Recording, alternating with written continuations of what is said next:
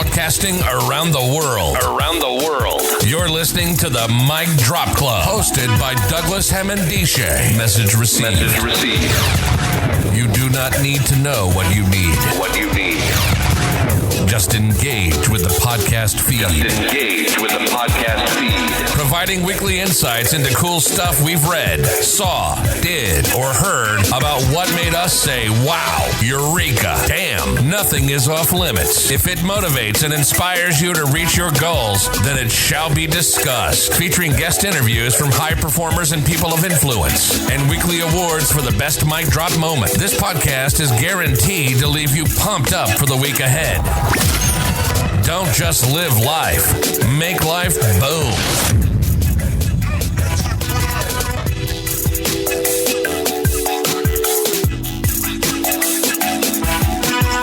How you doing out there, people?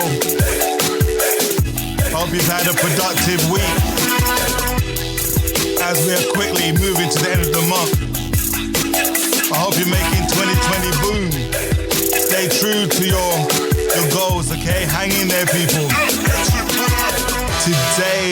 Today, I want to go and discuss with you a subject that many people might find uncomfortable, okay?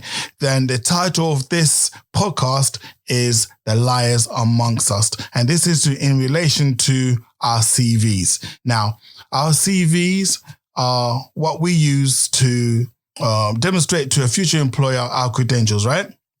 And there's been quite a few high-profile news articles this week, particularly one by the Digital Health, okay, where it highlighted a case whereby the ex-Oxford CIO basically was caught lying on his CV, saying he had a degree when he didn't have a degree. Now, as a CEO, which is a clinical information officer, it's a high-powered job working within the National Health Service, okay? The National Health Service provides a service for patients, okay? And he's got a job as a chief clinical information officer. So obviously he oversees clinical systems that are used by doctors, nurses, social workers, physiotherapists, all these health care and caring professionals, okay? And he has lied. These caring professionals themselves that he is providing, overseeing systems that they use, right, have to subscribe to professional bodies to ensure that they are clinically safe. Doctors subscribe to the NMC, that's a professional body, NMC for nurses, and so forth and so forth. So these professionals who have to go under a lot of rigor, a lot of training to do their job before they can facilitate care for the general public. He has put himself in a position whereby he has lied. He's put himself in a position of authority, you know, in terms of recommending, prescribing in some cases systems that these professionals have to use, but yet his degree, which the trust, when they put the job out, stipulate that you need to have a degree. He lied on his degree. And this is a high-powered job whereby he was earning £135,000 a year. So he had lied on his CV. So this whole podcast is about CVs and do we tell the truth on our CVs? And what are the repercussions when we tell either the white fluffy lie? For example, what are your hobbies and interests? And you say, I enjoy reading. But when you're in that interview position and you're called up and you're asked, okay, I can see on your CV, Mr. Jones, you say you like reading. What was the last book you read? Then your mind goes blank because, again, that was a fluffy lie. Or you say something like, as a hobby, I like fly fishing, but has never, ever, you don't even have a fishing rod. You wouldn't know where to start with fishing, okay? A lot of people have these fluffy things on their CVs, but now as we move into the digital age, as it were, you know, the information age that we're in, is far more important to provide real evidence-based examples of your passions within your CV. Okay, it's far easier to articulate those things before, whereby you just literally have to have your CV traditionally 2 pages. Okay, now you can have your own website, People can look at your digital footprint, and they do look at your digital footprint when you are then going for a job of any value. They look and see, what have you posted? You've seen many celebrities being struck off, taken off positions as presenters or musicians, whatever, because of things that they've posted in the past on Twitter, on Facebook. Things that have been posted before have come back to haunt them. Kevin Hart, was denied the opportunity to host in the Oscars, and they've not had a host for the Oscars for the last 2 years, okay, because of things that he had put out on social media years ago, okay? So not only when we are doing and crafting our CV, where we're demonstrating, and we have to try to make our CV stand out from the others, it's very, very important that we stay within the realm of reality, that we don't stray to lies, fake news, okay? We don't stray into that part. You are that which you say you are on your CV. All what you're doing is illuminating certain skills, certain facets, certain attributes that you have demonstrated whilst in each of the jobs that you have been in. Making up phantom jobs, making up qualifications that you do not have is severely embarrassing and it's fraudulent. And a lot of people, when I say the word fraud, okay, we say, no, it's not fraud. It's not fraud. No, of course it is. You are lying about things that you have in order to gain a position, okay? And not only if you do get the job, you are successful, you're denying an opportunity for somebody else who had those skills to be employed, okay? And you are taking a remuneration based upon false information. That is fraud, okay?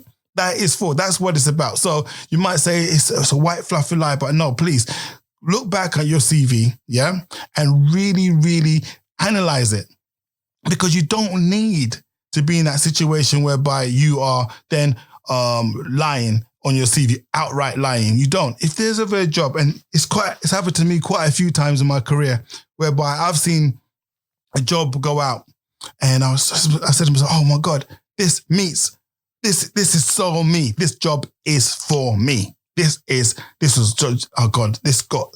the one I need. However, when the employer stipulates the credentials that they need, and it might be a master's degree, it might be a PhD, something that I do not hold myself, I cringe. I say, oh my God, I can't do it. What you're supposed to be thinking about, and what I subscribe you try to employ, is first, if you see a job that has skills that you do not have, okay, or has requirements that you don't fully meet, still apply. Second to that, what I do suggest you do as well is actually try to address the employer directly, write directly to the employer on a personal basis. If you know the person who's actually posted the job, write to them a letter highlighting your skills, highlighting why you'll be suitable for the position, and then ask, is it okay if I still apply? That shows that you're dedicated. That shows you have a passion. That shows you have a commitment. That shows that you have integrity. Okay. And even if they turn back and say to you, no, this strict criteria around this job, there's a reason why certain jobs have a strict criteria in terms of requirements. Yeah. There's a certain reason for that. They might not articulate it straight away. Like in this instance, whereby this is a chief information officer, the criteria what would have been to have some sort of higher level education. Okay. It's because you're overseeing, you're leading projects that you have doctors, nurses, and healthcare professionals underneath you. Yeah. You're providing, supporting their ability to care for the public. So you then going for that job when you don't have that degree, no, that is outrageous. You shouldn't be even on the table. Yeah.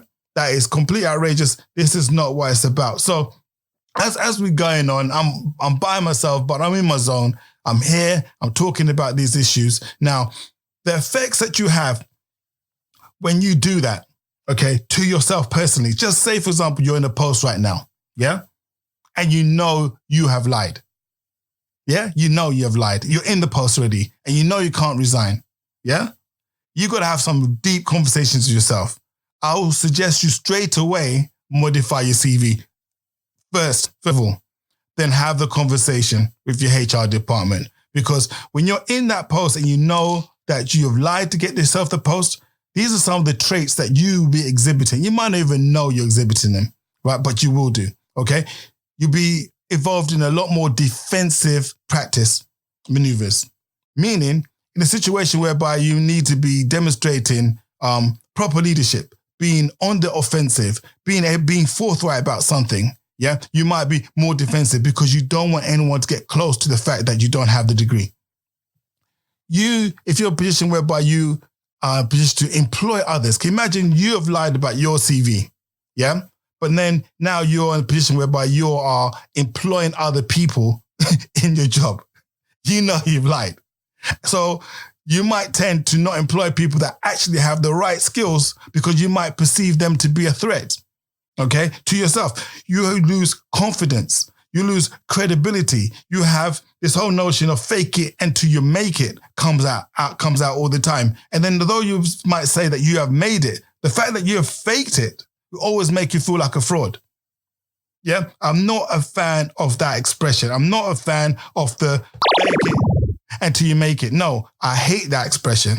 I'm all about living it until you become it. That is the mic drop there. You live it until you become it. Yeah. So your CV should be an embodiment. Yeah. A small 2-3 page document that articulates, yeah, your passions, the things that you've actually done, the things that you're actually working towards. Okay. And it should read literally like a story of things. And employers, they too have a responsibility to ensure that they do their due diligence, that they check, before they give somebody the congratulations, we're willing to offer you the position of blah, blah, blah, blah, blah, that they've done their checks. The NMC, the GMC, these professional bodies allow you to go online and check their credentials, see if these doctors, nurses are actually on the register. They allow you to do that. That should be the same for every position. You should be able to see people, like particularly around educational bodies, degrees. They should have a way of you going online and just double checking. And I believe that organizations have been a bit lazy. Let's be honest. Yeah, they tend to just look on LinkedIn and see what skills other people are saying, other credentials that person have. In a sense, you're being validated by the community. They need to do their work and double check with the institutions of education, the professional bodies, to ensure that person is and has those qualifications that they're stated. But there are lots of people. This guy here, the CIO. What was his name now? His name was Peter Knight. Yeah, Peter Knight. Although he was found guilty for the fraud, lying on his CV to become CIO, and he was given a suspended jail sentence. Okay, so ordered to complete 200 hours of community service.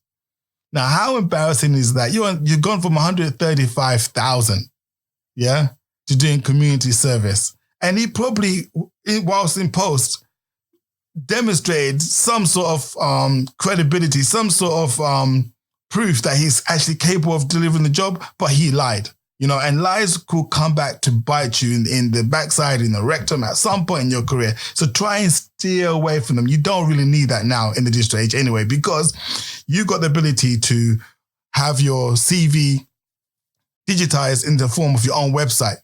You can control your own media. Literally, you can control all your own media. It's a dangerous time as well, as a very liberating time. Yeah, you as an individual, you can have your own website whereby you bring to the fore your actual passions.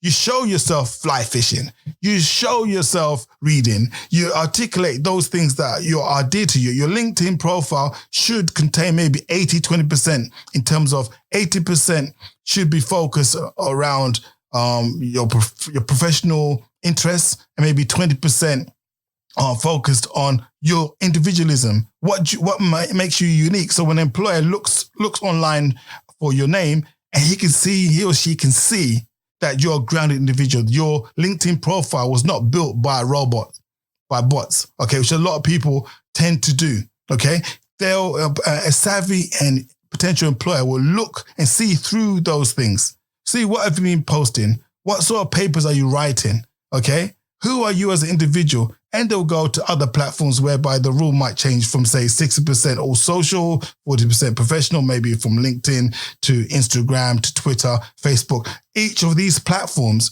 require a different form of engagement with the audience. Okay? Yeah, a different form. But I'm just talking preliminary on LinkedIn, because obviously this is our professional platform. Okay? But as we were saying, there are lots and lots of people out there that have done this, have said white lies on their CVs. And Monster.com, which is an online recruitment company, they say the scale of this problem is about 85%. Can you imagine? 85% of recruiters say that candidates exaggerate skills and competencies on their resumes. 85%. You know, I'm talking about Donald Trump level, you know, where you could be in post, you just been awarded just won your presidential campaign. You are the president, and before your term has even been completed, you can say that you're the most successful president of all time. Before your first term has even been completed. I'm talking about you're on that level. People are exaggerating skills and competencies on their resumes. You don't really need to be doing that. Like I said, you need to be taking more control of your social media platforms. You need to be articulating things that are actually true. And if you're applying for jobs that sit outside of your passion, that actually sit outside of your remits of interests, and a lot of people have jobs, and that's exactly what it is. It's a job. They don't actually are doing something that is aligned to their core values, core beliefs. They're just doing a job. So adding another skill means nothing to them. But when it's actually now in line with your values and passions, you'll find that it's so easy to tease out, because you'll be doing it naturally anyway. You'll be doing that naturally anyway. I'm a passionate person. So I've worked with vulnerable people since the age of 18. Now I'm 45. Yeah. Been working with vulnerable people since the age of 18. I can evidence that. I can evidence patient safety throughout my roles within the NHS. I can evidence it because my passion to ensure that care is delivered in a safe manner. That's it. My role in terms of ensuring clinical staff have the right tools to do the job supports clinical safety. So I don't have to talk around these issues in a way that is exaggerating my skills. No, because if you put me in a room and you ask me one of those trigger questions, I will talk until the cows come home, because you just now woken up my talents. And this is what it's about. Your CV is supposed to support you. But once you're now putting things in there that are lies, you will feel unsupported, and you make the whole interview process, which is bi-directional, by the way, people. It is bi-directional. When you're going for a job interview, it's not just about you. It's not about you, being asked the questions, all right? It's also about you asking the employer questions. It's a coordinated, collaborative experience. And even if you do not have the skills, if they've invited you for an interview, that's an opportunity to learn, to grow. So when you do get an opportunity to go for the job that is coming around the corner, you are not cold. I always say this to people who are applying for jobs. Go for as many interviews as possible, even for jobs you don't really want, just so that you get the rhythm going. You get to practice articulating your story. You should have a story for every scenario when you're going for a job. Give me a scenario whereby you had to demonstrate leadership. Boom. Do you have a story? Give me a scenario whereby you had to demonstrate empathy. Can you tell me some challenges that you've had in your career, in your life, and how you overcame them? What are your weaknesses? Yeah? What are your goals? Where do you see yourself in the next 5 years? These are questions that are real. And if you're coming in from the cold, meaning this is your first interview in like 5 years, they might throw you. You might have read about it the last couple of days, done your prep, but it's very, very important to get that rhythm going. Go for jobs, apply for everything, but apply for things sincerely and with sincerity in terms of what you write down about your attributes and your skill sets. Okay, if you're invited for an interview, it's that opportunity for you to practice. Yeah, tell yourself in your head, you're going there to see what it's like. That way the pressure's off. Okay, there's always another job. Always subscribe to the theory of abundance. For every job that you do not get, there's just another job out there. For every no that you receive in your life, yeah, it's moving you closer and closer and closer to that yes. That's where we need to be. But there are other high profile people that also been in this position. I just remember there was Scott Thompson. He was the ex-Yahoo CEO. Yeah, he lied. Yeah, he lied, claiming he had a computer science and accounting degree from Stonehill College in Eastern Massachusetts. Yeah? Can you imagine? He was forced to resign. This is not ex-Yahoo CEO. Yeah? And there are countless others that you can just Google them. People who have lied on their CV. Yeah? You do not want to be one of those. Yeah? You do not want to be one of those. Tell the truth. Yeah? Make sure you follow the hashtag CV clean or whatever the case may be to just demonstrate that you know you're confident that your CV is that which you have stipulated it is. It is yours. Everything's true, right, and exact. And employers, please do your due diligence, do your checks. Make sure people actually have those attributes that they say or claim that they have, okay? Because not only when you do, as an employer, if you employ somebody that you know that's lied, there's a loss to your reputation as an employer, okay? How many others in your organization have lied on their CV? Can you imagine? Your customers, yeah, will not be confident in buying from you if they know that this is the way you conduct your affairs, or receiving services from you if they know this is the way that you conduct your affairs. Integrity, honesty, and trust. This is what it's about, yeah? Integrity, honesty, and trust, yeah? So another thing before we go, because I always like to give you so much. You are so much more. MicDropClub.com. Before Make life boom. That's right. Make life boom, people. But before you go for jobs as well, I want you to check out the Myers-Briggs personality assessment. Yeah, right. This is basically it's almost like a not psychometric test. It's like a test like, in terms of your personality traits. Okay, do the Myers-Briggs personality test. Okay, find out what jobs, what skills actually align to your values. And if you're going for a lot of high-powered jobs, they might ask you what your Myers-Briggs score is anyway. They might ask you. So it's very, very important for you to do things that best fit your skill set. Yeah, be authentic. What you want to do is bring your most authentic self to the interview. Your most authentic self should be on canvas, the canvas of your CV, if it's paper form, digital form. Put that on your, put that and put out regular posts supporting things that you are actually doing. Yeah? Real live video footage showing you doing these things. That way, when you ask these questions, so easy to articulate. Don't lie on your CV. You're just wasting your time. Yeah? Right? Don't lie.